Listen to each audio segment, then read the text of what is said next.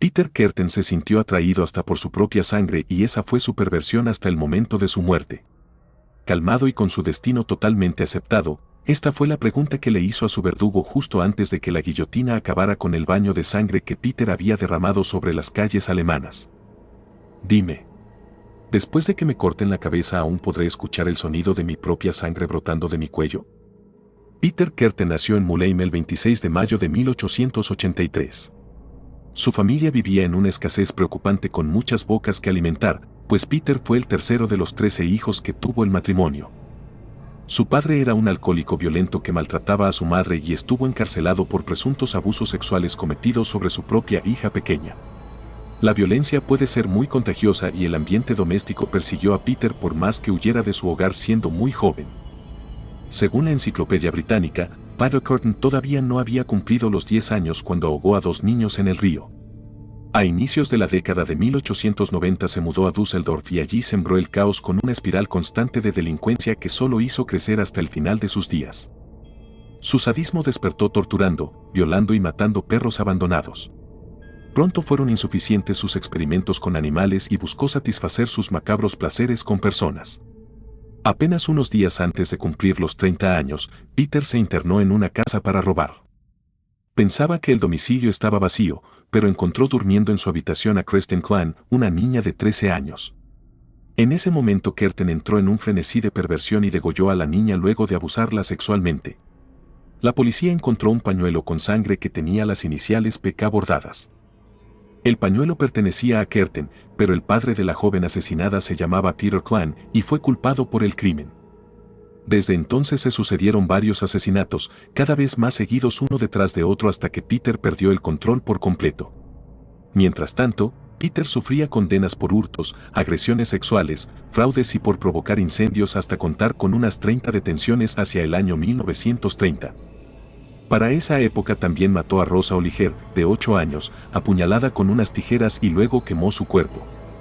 Entre febrero y noviembre de 1929 acabó con al menos 5 personas, 4 de ellas niñas menores. Llegó a enviar a la policía un mapa en el que señalaba dónde había dejado el cuerpo de una de las niñas asesinadas. A ese ambiente de terror que amenazaba a la población de Düsseldorf llegó una joven estudiante de 20 años. María Bulik se bajó del tren y mientras caminaba por la estación fue interceptada por un hombre que intentó robarle. Pero en ese momento apareció en su rescate un segundo hombre, con corbata, sombrero y un bigote recortado con la anchura de su nariz en una cara tan empolvada que recordaba la blancura del mismísimo Drácula.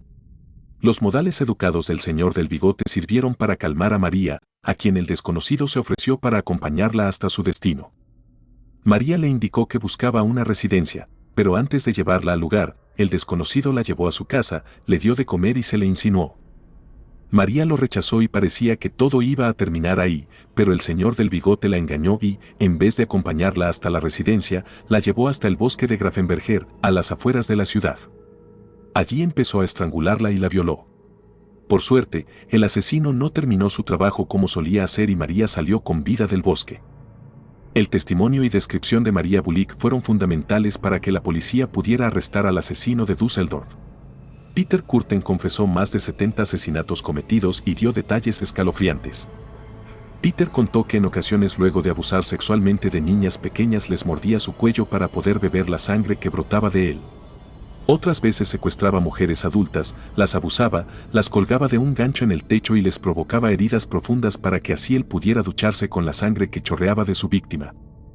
Otra de sus perversiones era incendiar casas mientras sus ocupantes dormían y luego se sentaba en la vereda para ver cómo las personas salían corriendo en llamas para finalmente morir en la calle. Esta impactante confesión sirvió para que este asesino en serie pasara a ser conocido mundialmente como el vampiro de Düsseldorf. Fue condenado a muerte y la guillotina acabó con su existencia la madrugada del 2 de julio de 1931. Sus actos supusieron una revolución para la criminología y la manera de afrontar los asesinatos en serie. Su cabeza fue diseccionada y momificada durante investigaciones por especialistas en criminología y anatomía. El cráneo de Peter Kürten se exhibe actualmente en el Museo Ripley's de Wisconsin Dells, en Estados Unidos, donde se sigue alimentando esa intriga y el morbo del mal ajeno. Si te gustó esta historia, por favor suscríbete a mi canal y dale like al video, esto me motiva a seguir creando más contenido.